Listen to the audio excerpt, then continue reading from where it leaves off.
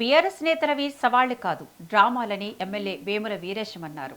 టెండర్లే 1100 కోట్లయితే గురుకులాలు 2000 కోట్ల అవినీతి ఎలా జరుగుతుందని ప్రశ్నించారు. మాజీ మంత్రి హరీష్ రావు ఓవర్ యాక్షన్ చేస్తే పోలీసులు అరెస్టు చేశారన్నారు.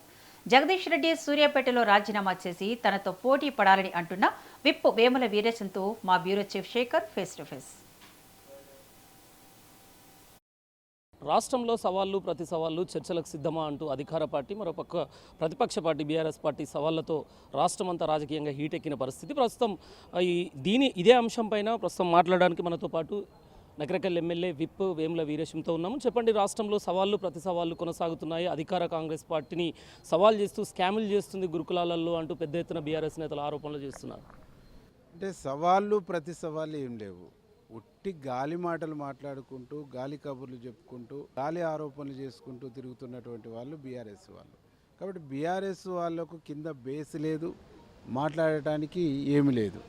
ఎందుకు అంటే ఈరోజు మా ముఖ్యమంత్రి రేవంత్ రెడ్డి గారి నాయకత్వంలో ఒక బ్రహ్మాండమైనటువంటి ప్రజాప్రభుత్వం ప్రజాపాలన నడుస్తూ ఉంది. ఒక అవినీతి రహితమైనటువంటి ప్రభుత్వాన్ని పాలనని ఈ రాష్ట్రంలో అందిస్తూ ఉంది. ఒక సంక్షేమ ప్రభుత్వాన్ని సంక్షేమ పాలన ఈ రాష్ట్ర ప్రజలకు అందిస్తూ ఉంది.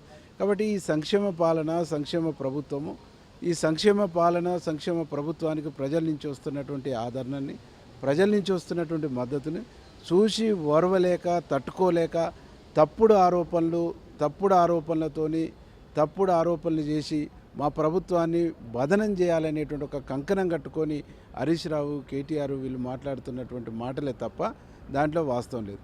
1100 కోట్లతో టెండర్లు పిలిస్తే 2000 కోట్ల అవినీతి ఎట్లా జరుగుద్ది? ఎవరైనా జ్ఞానం ఉన్నోళ్ళు మనిషి అనుకున్నటువంటి వాళ్ళు ఆలోచించేటువంటి అంశం ఇది. ఆధారాలతో సహా గన్ పార్క్ దగ్గరికి వస్తాను అంటే ఎందుకు తోకముడిచారు మంత్రులు అని అంటున్నారు కదా హరీష్ రావు. ఇప్పుడు గన్ పార్క్ దగ్గర కూర్చుంది మా మంత్రుల వాళ్ళ, మేమే వచ్చి కూర్చున్నాం కదా. నిజంగా చిత్తశుద్ధి నిజాయితీ ఉంటే మాకంటే ముందే వచ్చాడు కూర్చోవాలి.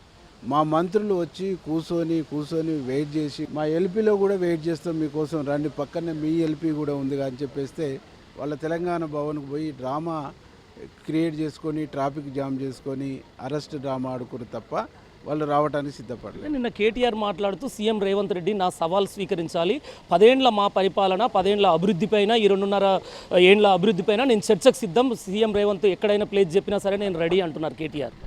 అంటే సమైక్య ఆంధ్రప్రదేశ్ నుంచి మనకు వచ్చినటువంటి అప్పెంత, వీళ్ళు 10 సంవత్సరాల్లో చేసినటువంటి అప్పెంత, ఈ ఒక్కదాన్ని ఆలోచిస్తేనే 10 సంవత్సరాల వాళ్ళ పరిపాలన ఎట్లుందో మనకు అర్థమవుతుంది. వాళ్ళు దళితులకు 3 ఎకరాల భూమి ఇస్తానన్నారు. దళితులకు 3 ఎకరాల భూమి పక్కకెడితే దళితులకు ఇవ్వవలసినటువంటి ఎస్సీ ఎస్టీ కార్పొరేషన్ లోన్లు కూడా మూసేసారు. రైతులకు ఇవ్వాల్సిన ఇన్పుట్ సబ్సిడీ కానీ యాంత్రీకరణ దాంట్లో ఇవ్వాల్సినటువంటి సబ్సిడీ కానీ మూసేసారు.